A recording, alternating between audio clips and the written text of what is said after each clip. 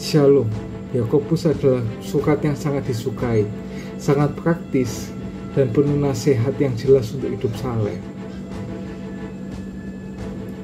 Penulisnya menyajikan nasihat yang mendalam tentang berbagai hal yang penting, seperti pencobaan, kemiskinan, kekayaan, keadilan, perkataan, keduniawian, dan doa.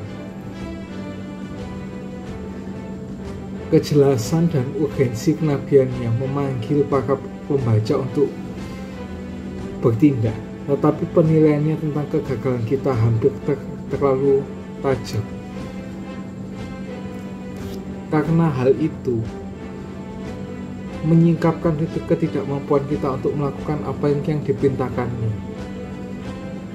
Hal ini juga mengarahkan kita ke tempat perlindungan Injil yang selalu ada. Namun pada saat yang sama, Yakobus menggerakkan kita untuk bertindak pada ketaatan yang merupakan ciri khas, bukan dari keselakasan eksternal semata, tapi dari iman yang hidup. Seperti yang katakan di Yakobus 1 ayat yang 22, tapi hendaklah kamu menjadi pelaku firman dan bukan hanya pendengar saja, sebab jika tidak demikian kamu menipu dirimu sendiri. Karena Yakobus menuntut apa yang tidak dapat diberikan oleh pembaca, kita berjuang untuk mengatasi ketegangan antara tuntutan tersebut dan ketidakmampuannya kita untuk mencapainya.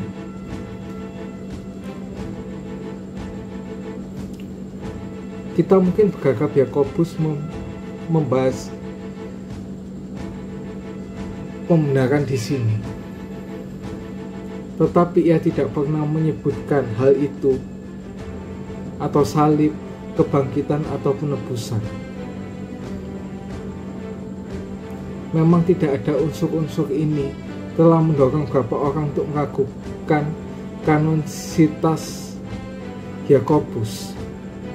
Lebih jauh, meskipun menggunakan nama Yesus 2 kali seperti katakan di Yakobus 1 ayat 1, salam dari Yakobus sama Allah dan Tuhan Yesus Kristus kepada kedua belas suku di perantauan. Dan juga Yakobus 2 ayat 1, saudaraku sebagai orang yang beriman kepada Yesus Kristus Tuhan kita yang mulia, janganlah iman itu kamu amalkan dengan memandang muka.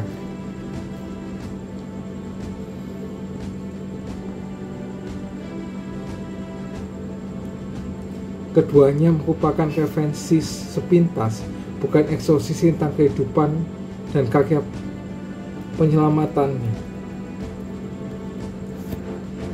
Dengan 59 perintah dan 108 ayat, Yakobus menyatakan hukum kerajaan dari Raja Yesus, seperti yang katakan di Yakobus 2 ayat yang ke-8. Akan tetapi jikalau kamu menjalankan hukum yang terutama yang tertulis dalam kitab suci, kasihlah sama manusia seperti dirimu sendiri, kamu berbuat baik. Ia menegaskan bahwa ketaatan adalah tanda utama agama yang sejati, seperti yang katakan di Yakobus 2 ayat yang ke-10. Sebab barang siapa menuruti seluruh hukum itu telah mengabaikan satu bagian daripadanya, ia bersalah terhadap seluruhnya. Oleh karena itu, pembaca yang tergesa-gesa dapat mendapatkan Injil di dalam Yakobus. Jika Yakobus hanya memberi perintah, kejelasannya merupakan beban, dan perintah-perintahnya pada akhirnya mengutuk.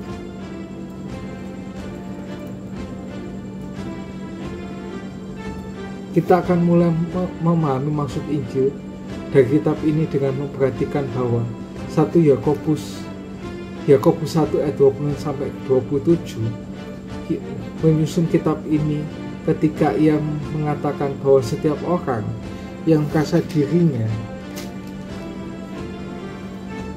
beribadah tapi tidak mengekang lidahnya, ia menipu diri sendiri, maka sia-sialah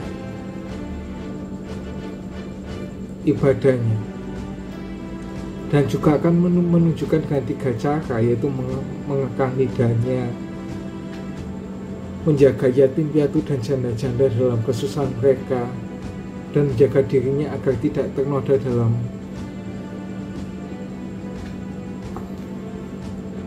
dunia. Hebatnya Yakobus selanjutnya menunjukkan bahwa setiap orang gagal memenuhi standar-standar ini. Maka itu kita harus mengendalikan lidah, tetapi tidak ada seorang pun yang dapat menjinakkan lidah, seperti yang ada di Yakobus 3 ayat yang ke-8. Tetapi tidak seorang pun berkuasa menjinakkan lidah. Ia adalah sesuatu yang buas, yang tak terkuasai dan penuh racun yang mematikan. Maka itu kita harus peduli kepada yang membutuhkan, yaitu yatim piatu dan janda-janda, tapi kita tidak bersedia mendoakan mereka dengan baik dan tidak melakukan apapun, seperti yang katakan di Yakobus 2 ayat 15-17. Jika seorang saudara atau saudari tidak punya pakaian dan kekurangan makanan sehari-hari, dan seorang di antara kamu berkata, selamat jalan, kenakanlah kain panas dan makanlah sampai kenyang, tetapi ia tidak memberikan kepadanya apa yang perlu bagi tubuhnya, apakah gunanya itu? Demikian juga halnya dengan iman. Jika iman itu tidak disertai perbuatan, maka hakikatnya adalah mati. Kita juga harus menghindari pencemaran dunia, tapi iri hati dan pertengkaran itu membutuhkan keduniawian kita, seperti yang katakan Yakobus 4 ayat 1 sampai yang ke-4. Di manakah datangnya sengketa pertengkaran di antara kamu? Bukankah datangnya dari hawa nafsumu yang saling berjuang dalam tubuhmu?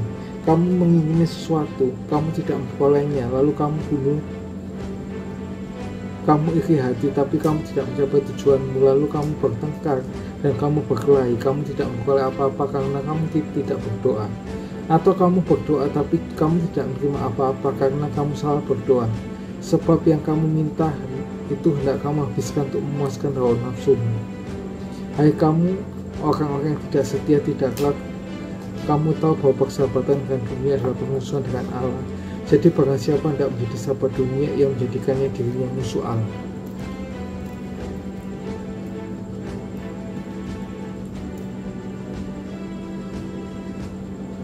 Jika tidak seorang pun memiliki agama yang benar, maka semua orang akan dihakimi. Namun Yakobus mengatakan kasih karunia itu menang atas penghakiman, seperti yang katakan di Yakobus 2 ayat 13 dan Yakobus 5 ayat 11. Dan klimaks dari surat itu yaitu Yakobus 4 ayat 6 yang menjelaskan, tetapi kasih karunia yang dianugerahkannya kepada kita lebih besar daripada itu, karena ia katakan Allah menentang orang yang congkak tapi mengasihi orang yang rendah hati.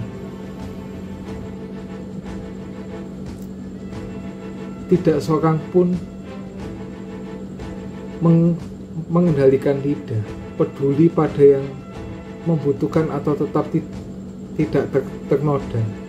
Tapi Tuhan memberikan lebih banyak kasih karunia. Maka itu sebabnya dikatakan Allah menentang orang congkak tapi mengasihi orang yang rendah hati. Di sini itu berarti di seluruh kitab suci yang membuktikan kasih karunia Allah bagi yang rendah hati. Nah, di sini Yakobus menegaskan kembali pada Yakobus 4 ayat yang 10 yang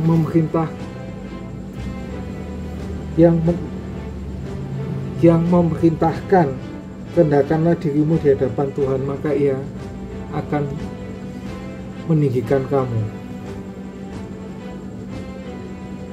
Itulah Injil menurut Yakobus. Tidak ada seorang pun yang taat dan tidak ada seorang pun yang konsisten menunjukkan agama yang benar. Oleh karena itu Bapa memberikan pemberian yang terbaik, yaitu kasih karunia, keselamatan yang tertinggi kepada yang rendah hati. Lebih jauh hikmat untuk memahami kasih karunia tersebut berasal dari atas, seperti yang ada di Yakobus 1 ayat 17 sampai ayat 18. Karena Allah memberikan pengertian yang dibutuhkan dengan murah hati dan tanpa celah kepada siapapun yang meminta. Oleh karena itu kita dapat memahami bahwa meskipun tidak seorang pun dapat memenuhi persyaratan Allah, Ia memberikan hikmat yang dibutuhkan untuk menjalani kehidupan di dunia ini dan di surga kepada semua orang yang meminta pertolongan kepadanya. Ini adalah kasih karunia yang tidak dapat disangkal. Berbahagialah siapa orang yang mendengar firman Tuhan, merenungkannya, menyimpan dalam hatinya, dan bahkan melakukannya dalam kehidupan sehari-hari. Ya, seperti orang yang mendirikan rumah di atas batu, dan apabila ada angin yang menerjangnya, rumah itu tidak akan roboh. See you and God bless you.